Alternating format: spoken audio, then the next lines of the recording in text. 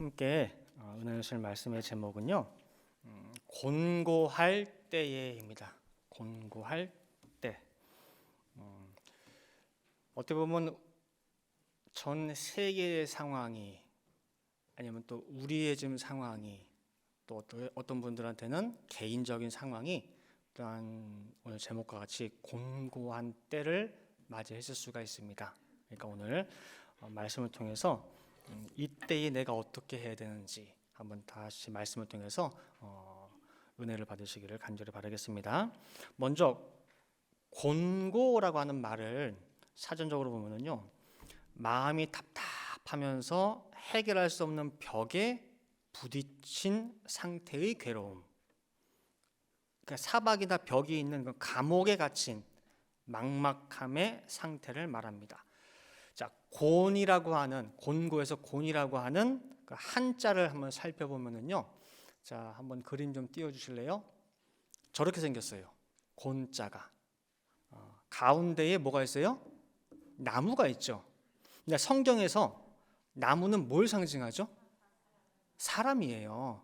사람은 그래서 뭐 큰 거목이 쓰러졌다 막 그러잖아요. 사람, 세상에서도 사람을 나무에 비유하거든요. 근데 다시 한번 띄워주세요. 그 한자, 나무가 있는데 사방이 다 뭘로 막혔어요? 다 벽으로 되어 있어요. 그렇기 때문에 이 나무는 뻗을 곳이 없어요. 어느 쪽으로도 손도 발도 뻗을 수가 없고 숨쉬기도 힘들고 갑갑한 상태.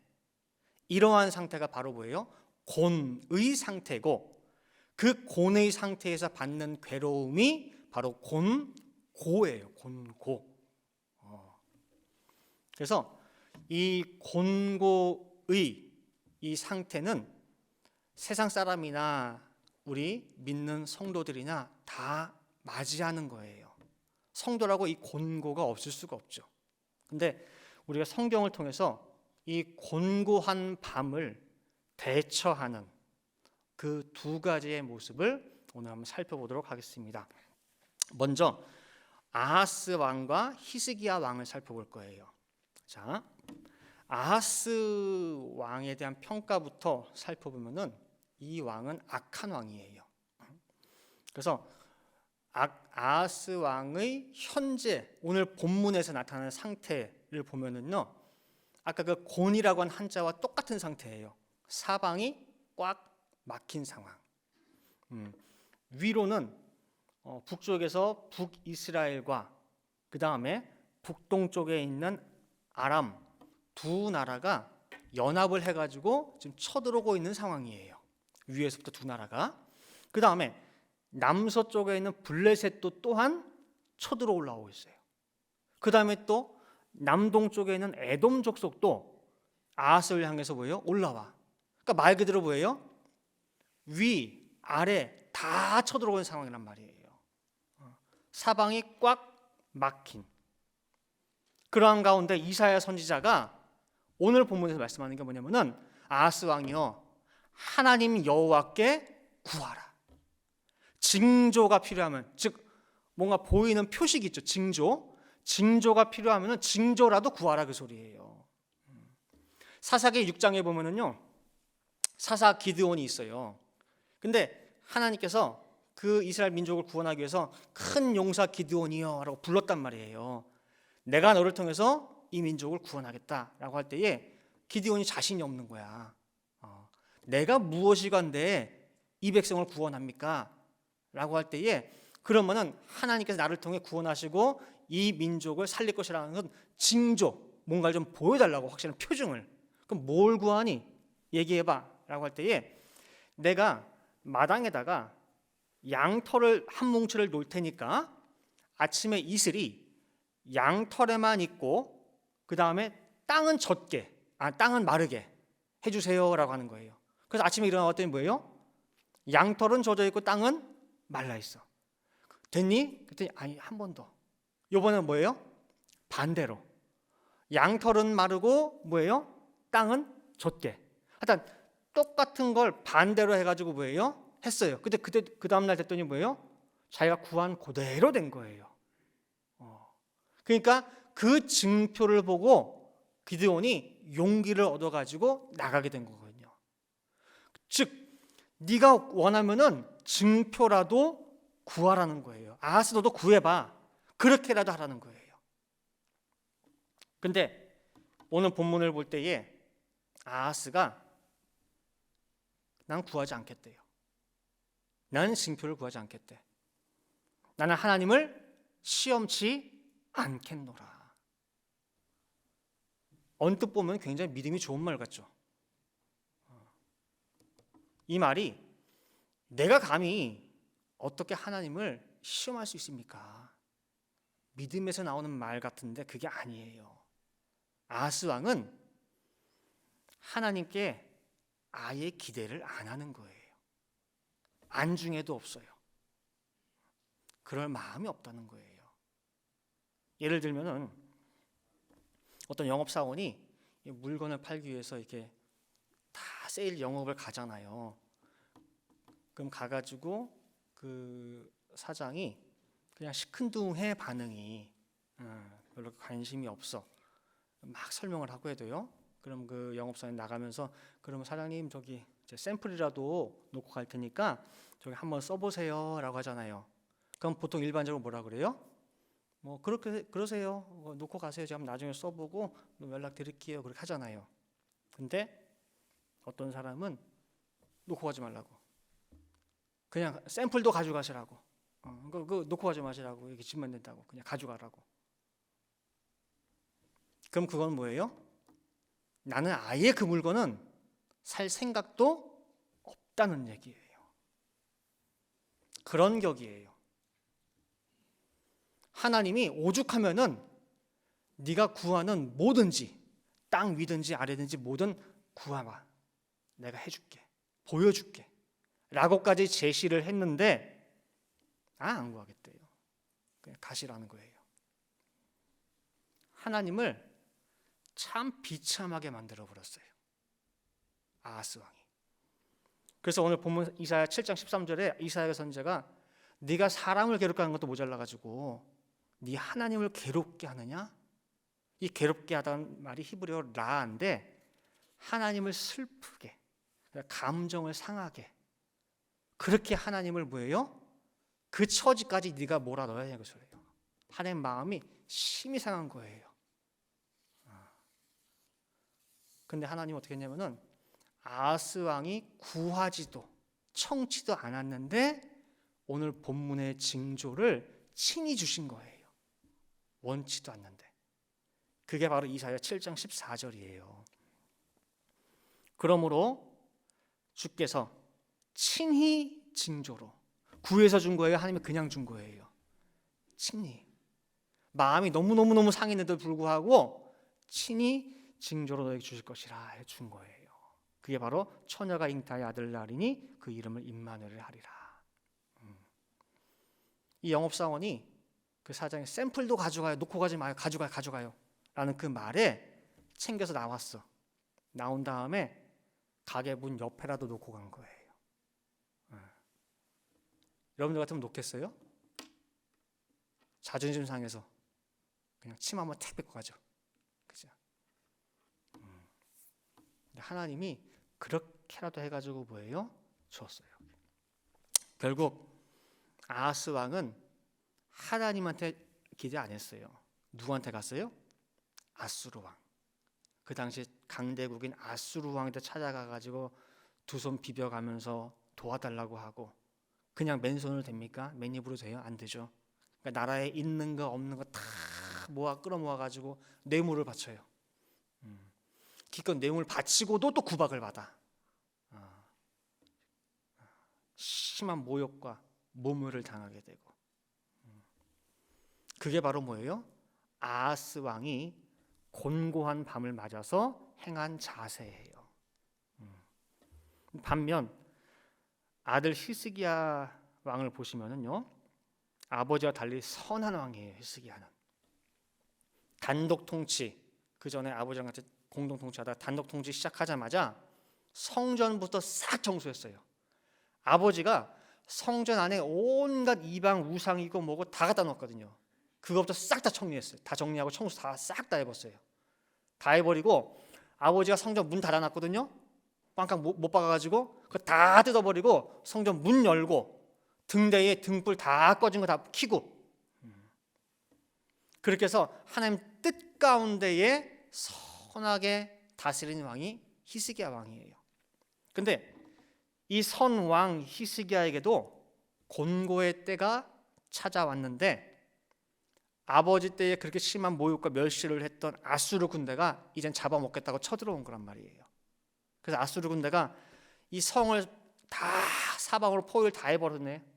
그러니까 먹을 게 오고 갈 수가 없잖아요. 그러니까 성 안에 먹을 것은 다 진해가지고 점점 없어지고, 곤고함이 극에 달할 그때에 어디 그럼 애굽에다가 원조를 구할까? 다른 나라에다 어디다 도움을 구해볼까? 그게 아니에요. 히스기야는 그 곤고함 속에서 누구에게 갔느냐? 자, 열왕기하 19장 14절 15절 말씀 보시면은 히스기야가 사자의 손에서 편지를 받아보고 여호와의 전에 올라가서 그 편지를 여호와 앞에 펴놓고 그 앞에서 기도하여 가로되, 그룹들 위에 계신 이스라엘 하나님 여호와여, 주는 천하만국의 홀로 하나님이시라. 주께서 이 천지를 조성하셨나이다. 그리고 뒷부분 19절 말씀 보시면은요, 우리 하나님 여호와여, 원컨대 이제 우리를 그 손에서 구원하옵소서. 그리하시면 천하만국이 주 여호와는 홀로 하나님이신 줄 알리이다 하니라 그랬어요. 사방으로 다 둘러싸고 아수르 군대의 장군이 편지를 보낸 거예요. 그 편지 내용이 뭐냐면 조목조목 너희는 소망이 없어. 괜히 쓸데없는 희망 갖지 마. 그냥 조용히 평화롭게 항복해 라고 하는 편지를 보낸 거예요. 그 편지 들고 이 히스기야가 하나님 앞에 나가서 보인 거예요. 인간적 생각을 놓고 보면요, 그 편지의 내용들이 다 맞아요. 지금 현재 스코어 방법이 없습니다. 그럼에도 불구하고 히스기야는 그 편지를 들고 하나님 앞에 올라가서 간구하고 기도한 거예요. 그리고 하나님이 그 기도를 받으셨어요. 이제는 내가 책임질게. 걱정하지 마. 그 결과 하룻밤 사이에 천사 한 영을 보내가지고 아수르 군사 18만 5천 명이 다 송장돼 버렸어요. 하루아침에. 또한 히스기야는 39세 때에 또 곤고의 반을 맞아요. 이건 개인적으로 39세 때 병이 들어가지고 시한부 선고를 받게 돼요. 그래서 자, 이제 너 죽을 거니까 이제 유언할 거 유언 다 하고 네 주변 뭐 신상 정리할 거 정리하고 다 해. 너는 죽고 살지 못하리라 그랬단 말이에요. 곤고의 밤이 갑자기 일시에 들이닥쳐 버렸어요. 이 밤을 맞이해서 히스기야는 자기 아버지 아스처럼 하지 않았고, 또 먼 선왕 아사왕도 병들었었거든요. 아사왕처럼 하지 않았어요. 무슨 용한 의사, 뭐 좋은 병원 찾아다니지 않았어요. 곤고의 그 짙은 밤을 맞이해서 히스기야는 하나님을 찾았고 그 다음에 들으심을 얻었어요. 딱 이사야 선지자 통해 가지고 이제 너 정리해 라는 말을 듣자마자 어떻게 했느냐, 열왕기하 20장 2절부터 3절 말씀 보시면은요, 히스기야가 낯을 벽으로 향하고 여호와께 기도하여 가로되, 여호와여 구하오니 내가 진실과 전심으로 주 앞에서 행하며 주의 보시기에 선하게 행한 것을 기억하옵소서 하고 심히 통곡하였더라 그랬어요. 기도하는데 내가 하나님 앞에 혹시라도 잘못하고 교만 떨고 뭐 하고 있으면 그런 건 다 잊어주시고 뭘 기억해 달래요? 내가 전심으로 하나님 앞에 잘한 거, 선하게 한 거, 그것 좀 기억해 주시고 뭐예요? 나를 생각해 달라는 거예요. 그리고 통곡하는데 심히 통곡, 심히. 그래서 이사야 38장 14절 말씀에 보면요, 읽진 않을 거예요. 거기 보면은 얼마나 히스기야가 울고 했는지, 여러분들 사람이 적당히 울면은 엉엉엉해요. 그 이상 가면은 사람 소리가 아니에요. 내 소리가 제비 같고 새 같고 꺽꺽대고 그래. 꺽꺽대고 소리가 안 나올 정도로. 그렇게 심하게 하나님께 통곡과 눈물로 매달린 끝에 응답 얻었죠. 하나님께서 하나님의 감동이 됐어. 그래서 어떻게 했어요? 알았다. 이사야 다시 가. 다시 가가지고 네 생명을 내가 연장시켜 줄게. 몇 년 동안? 15년. 곤고의 밤을 맞이해서 히스기야가 처한 자세의 모습이에요. 그 다음에 두 번째로 누굴 보냐면요, 가룟 유다와 베드로를 볼게요. 가룟 유다와 베드로. 가룟 유다 예수 팔았죠, 그죠? 그리고 나중에 예수님이 진짜로 십자가에 못 박히시게 된 그 모든 상황들을 보는 가운데에 마음에 죄책감이 너무 심하게 들어가지고 받은 돈 한 푼 못 쓰고 그대로 어떻게 했어요? 돌려줬어요. 그리고 다시 예수 빼달라고. 마태복음 27장 3절 4절 말씀 보시면은요, 때 예수를 판 유다가 그의 정죄됨을 보고 스스로 뉘우쳐 그 은 30을 대제사장들과 장로들에게 도로 갖다 주며 그랬죠. 썼어요, 못 썼어요? 한 푼 못 썼죠, 그죠? 30을 그대로 갖다 주며 가로되 내가 무죄한 피를 팔고 죄를 범하였도다 하니 저희가 가로되 그것이 우리에게 무슨 상관이 있느냐? 네가 당하라. 그죠? 그리고 돈 던져두고 왔어요. 가룟유다. 자, 그러면은 돈 돌려준다고 해결이 됩니까? 내 마음이 가벼워지고 상쾌해지느냐 그 말이에요. 절대 이 죄는 가룟 유다를 그대로 놔주지 않습니다. 끝까지 책임을 물어요. 묻고 또 물어요. 마음이 견딜 수 없을 정도로 몰아붙입니다. 결국 알고 보면은 네가 예수 죽인 거야. 예수가 죽일 죄가 뭐가 있니? 죽을 죄가. 메시아라고 네가 좋다고 쫓아야 할 때는 언제고 돈 몇 푼에 그 예수를 팔아? 야, 네가 예수 죽인 거야. 가룟 유다한테 분명히 예수를 팔 생각을 넣은 것도 마귀예요. 그죠? 근데 그 죄를 묻는 것도 마귀예요. 죄짓도록 맞는 것도 마귀고 나중에 끝나고서 죄를 묻는 것도 누가 물어봐요? 하나님 묻는 게 아니에요. 마귀가 물어요. 그래서 절대 마귀한테 속으면 안 돼요. 내 편인 것 같고 날 위하는 것 같아.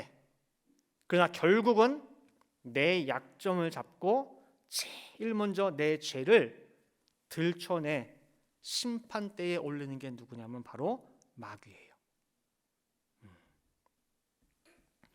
근데 반면에 베드로를 봅니다.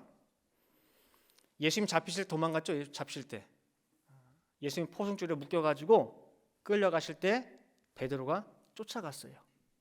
예수님을. 그냥 가까이 쫓아갔어요? 아니에요. 그 간격을 보면요, 멀찍이. 마태복음 26장 58절에 베드로가 멀찍이 예수를 쫓아 대제사장의 집들에까지 가서 그 결국을 보려고 아내들과 하수들과 함께 앉았더라 그랬어요. 수제자라는 녀석이 왜 멀찍이 갑니까? 멀찍이. 그 목적이 뭐예요? 일에 결국이 어찌 되나 보려고 따라간 거예요. 왜냐면은 며칠 전만 해도 온 군중들이 호산나 다윗의 자손이여 호산나 다윗의 자손이여 우리를 구원해 주소라고 할 때까지만 해도 이제 곧 예수님이 왕 되는 거는 시간 문제고 그 밑에서 나는 한 자리 할 수 있는 날이 가까웠어요. 근데 며칠 사이에 이렇게 허망하게 끝나나? 지금 이게 진짜 현실인가? 진짜야? 현실 감각이 없는 거예요. 그럼 지금 현 상황에서 나는 예수를 계속해서 잡아야 되나? 놔야 되나? 난 어느 줄에 서야 되지? 아직 희망의 불꽃이 남아있는지 어떤지 미련을 놓지 못하고 어찌 되는지 타진해보고 있는 중이에요. 결국이 어떻게 되는지. 근데 웬걸? 예수님을 변호하는 사람은 하나도 없어요. 예수님에 대해서 거짓 증거하는 사람들은 지금 줄을 쫙 서 있어요. 도저히 헤쳐나갈 구멍이 안 보입니다. 사람이요, 곤고의 밤을 맞이하면은 추워요. 외로워요. 아무도 없는 외로움과 추위라고 하는 것은요, 항상 함께 다니나 봐요. 여러분들 그런 거 있죠. 외롭고 고독한 밤. 그렇죠? 들어보셨죠? 외롭고 고독한 밤 치고 따뜻한 밤이 있습니까? 외롭고 고독한 밤은 항상 뭐예요? 추워요. 베드로가 이 곤고한 외롭고 고독한 이 밤에 그동안 느껴보지 못한 추위를 느껴요. 그러다 보니 어딜 찾게 되느냐? 온 길을 찾아가게 돼서 불주위를 가게 돼요. 근데 하필 거기서 베드로를 알아본 무리들이 물어요. 너 예수 제자 아니야? 당황스럽죠. 사람 잘못 봤다고. 나 예수 모른다고. 나중에는 베드로가 예수님이 잡히시는 그 순간에 종의 귀를 뱉거든요. 말고라고. 근데 그 말고의 친척이 거기 있었던 거예요. 너 우리 친척 말고 귀 벤 그 녀석인데? 라고. 얘 분명히 예수 제자라고. 사면 초과의 상황에 지금 베드로가 처했어요. 갈 곳이 없어. 그때 베드로 입에서 무슨 말이 나왔느냐? 나 예수 누군지 모른다고. 내가 저 사람과 알면은 천벌 받는다고. 자꾸 나와 저 사람 엮지 말라고. 베드로 입에서 어떤 단어를 통해서 어떤 말을 했는지 정확히 나와 있지 않습니다. 그러나 성경은 뭐라고 얘기하느냐? 베드로가 예수를 저주하며 맹세했다라고 마태복음 26장 74절에 말씀하고 있어요. 저주했대요. 어떤 말을 저주했는지 나오지 않지만. 자, 그러면 여러분 생각에 죄의 질이 가룟 유다가 셉니까? 베드로가 셉니까? 누가 더 센 것 같아요? 예? 누가 더 심각한 중형을 받아야 된다고 생각하시냐 그 소리예요. 누구 같아요? 누구? 알고 보면은 가룟 유다나 베드로나 둘 다 거기서 거기예요. 55, 100보예요.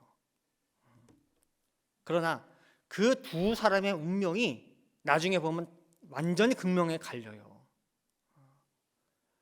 나중에 베드로는 신약 교회의 기초돌이 돼요. 신약 교회가 세워지는. 반면 가룟 유다는 어떻게 돼요? 떨어져 가지고 배가 터져서 죽게 돼요. 그리고 끝이 나요. 그럼 두 사람의 차이가 뭐예요? 두 사람의 끝이 이렇게 극명에 갈려진 차이가 뭐냐라고 할 때에 회개예요. 회개. 곤고의 그 밤이 찾아왔을 때 하나님을 찾아야지 왜 죽을 생각을 하냐 그 말이에요. 죽으면 끝나요? 문제가 해결돼요? 그 괴롭다고 해가지고 왜 글로 달려가나 그 소리예요. 가룟 유다는 공고의 밤을 맞아가지고 결국 밤으로 끝을 맺었어요. 목 매달아 죽으려고 하다가 딱 매달았는데 뭐예요? 줄마저도 에라이 그러면서 뭐에 끊어져 버렸단 말이에요. 뚝 떨어져가지고 배가 터져가지고 창자 다 나오고. 왜 그렇게 비참하게 죽냐 그 소리예요. 그러면은 가룟 유다가 배 터져 죽은 그 자리에 그 옆에서 누가 웃고 있겠어요? 누가? 사단이가 웃고 있는 거예요. 필요할 때는 쓸 만큼 다 쓰고 필요 없으니까 어떻게 해요?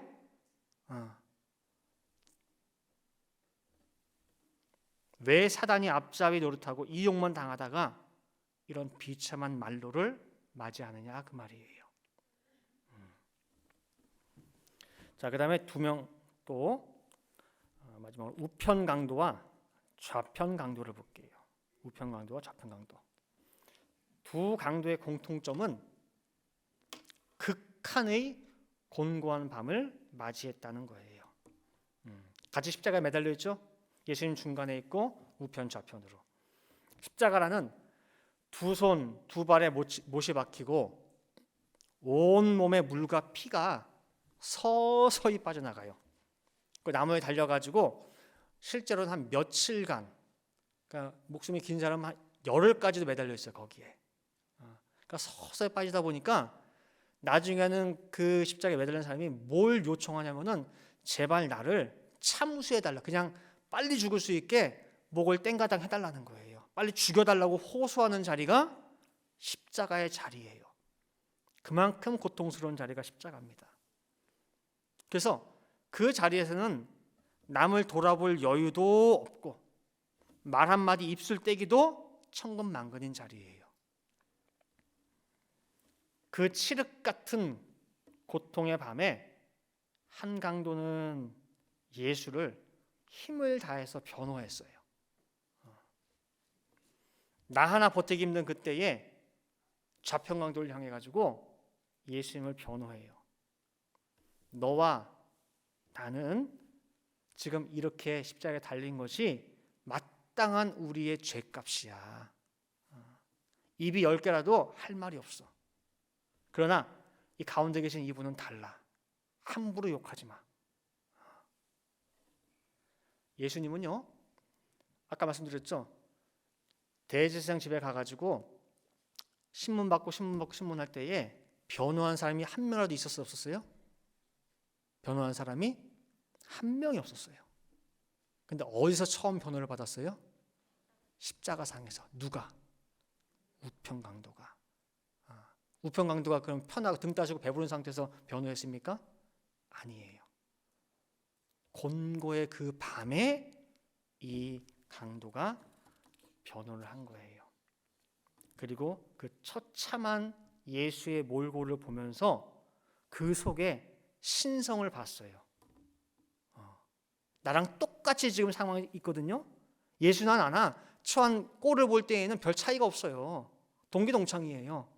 근데 그 속에 신성을 발견하는 가운데에 예수여, 당신의 나라 임할 때에 나를 꼭 기억해 달라고. 그 사람이 우편강도예요. 곤고의 흑암 속에서 예수의 빛을 발견한 사람이에요. 반면 좌편강도는 어때요? 네가 진짜 그리스도야? 그럼 너도 구해보고 우리도 구해봐. 내가 믿을게. 해봐. 하나님 아들이라며. 소문은 들었다. 한번 구원해봐. 야, 지금 꼬라지 보니까 너나 나나 다를 게 없다. 야.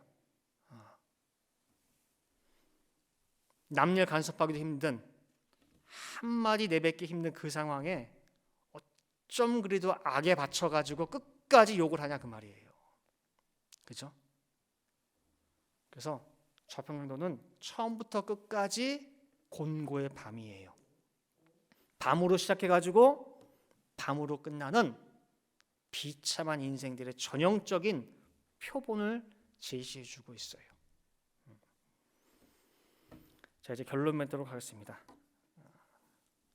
아하스 왕, 첫 번째 살펴본 아하스 왕은요, 곤고할 때에 하나님을 찾은 게 아니라 더욱 더 악해졌다고 성경은 말씀하고 있어요. 자, 역대하 28장 22절 말씀 보시면은요, 이 아하스 왕이 곤고할 때에 더욱 여호와께 범죄하여라고 역대하 28장 22절에 말씀하고 있어요. 언제 더 악해졌다고요? 곤고할 때에 하나님을 찾은 것이 아니라 오히려 더 어떻게 돼요? 더 멀어졌어요. 사람이 견딜 수 있는 한계점, 참고 인내할 수 있는 최고치를 곤고라고 표현할 때에 그 곤고한 자리에서 과연 나는 십자가의 우편이냐 좌편이냐. 그 곤고의 밤이 내 속에 가득할 때에 정말 브레이크 없이 낭떠러지로 달려가는 그런 가룟 유다와 같은 그런 인생인가?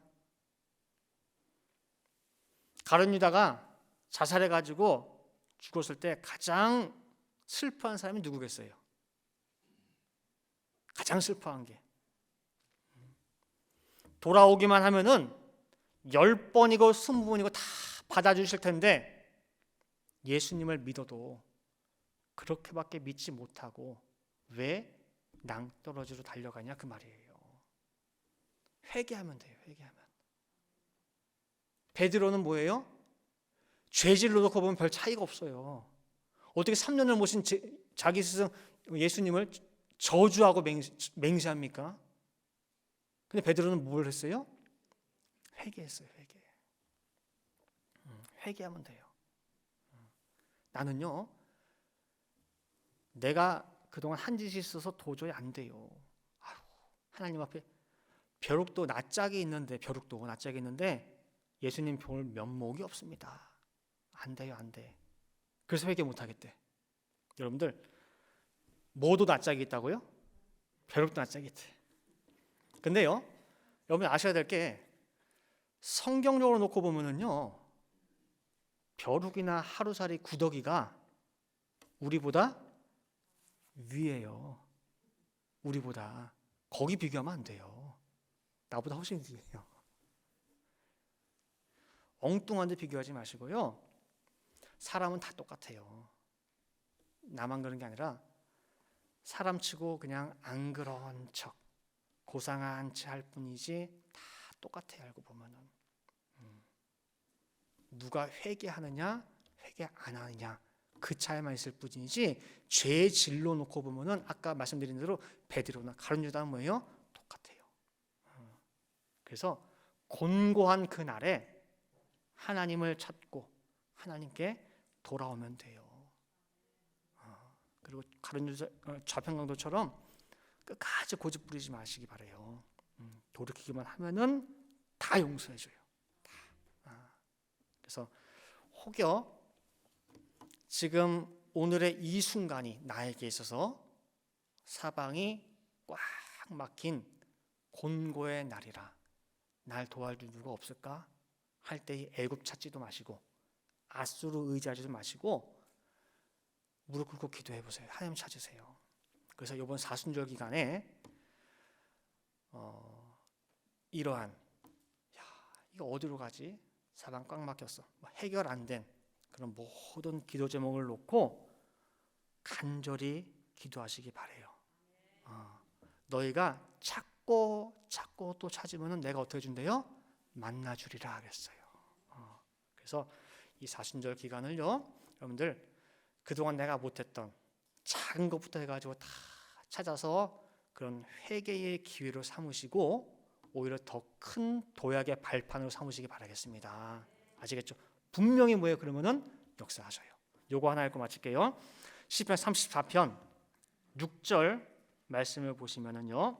시편 34편 6절에 이 어떠한 자가 곤고한 자가 오늘 말씀을 살펴본 사방이 꽉 막히고 갑갑하고 답답함을 당한 그 곤고한 밤을 맞이한 자가 뭐하매 부르짖음에 여호와께서 들으시고 그 모든 환난에서 뭐하셨도다? 구원하셨도다. 꼭 믿으시길 바라겠습니다. 이제 함께 기도하시겠습니다.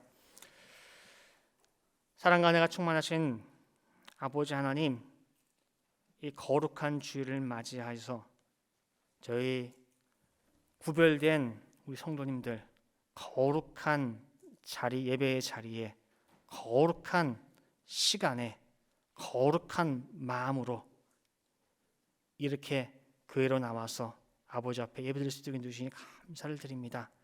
오늘 드려지는 이 예배가 세상에 때가 하나도 묻지 아니한 너무나 정결하고 깨끗한 예배가 되어서 하나님께서 간절히 찾으시는 예배, 하나님께서 기뻐 받으시는 심령들과 뜻들이 될 수 있도록 아버지 인도하여 주시옵소서.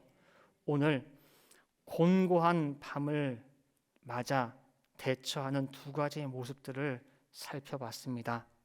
아버지 하나님, 점점 이 세상이 더욱더 악해지는 가운데에 사방의 우겨쌈을 당했다는 말이 무엇인지 실감할 수 있는 그러한 시대에 살아가고 있습니다. 내 사업과 직장이 그렇고 내 가정이 그렇고 또한 각자 내 모습이 그러한 곤고의 밤을 맞고 있지 않습니까? 그러나 그때에 저희들 세상을 향해 눈 돌리고 세상을 향해 도움의 손길을 뻗는 것이 아니라 오직 나의 창조자 되시고 주관자 되시고 인도자 되시는 하나님을 향해서 손을 뻗고 기도하고 간구하고 마침내는 들으심을 얻을 수 있는 우리 모든 성도들 될 수 있도록 인도하여 주시옵소서. 그래서 곤고의 밤이 그 밤으로 끝나는 것이 아니라 반드시 그 밤이 새 아침을 맞이하고 빛을 맞이하는 귀한 역사가 있을 수 있도록 인도하여 주시옵소서. 그래야 이들 푸른 동산교회에 빛이 나타나고 우리 가정에 빛이 떠오르고 우리 모든 성도들 마음마다 정말 새벽별이 빛나는 역사가 있게 도와주시옵소서. 기도 안대로 될 줄을 믿고 감사드리며 이 모든 말씀 사랑이 많으신 예수 그리스도 받들어 기도 올리옵나이다. 아멘.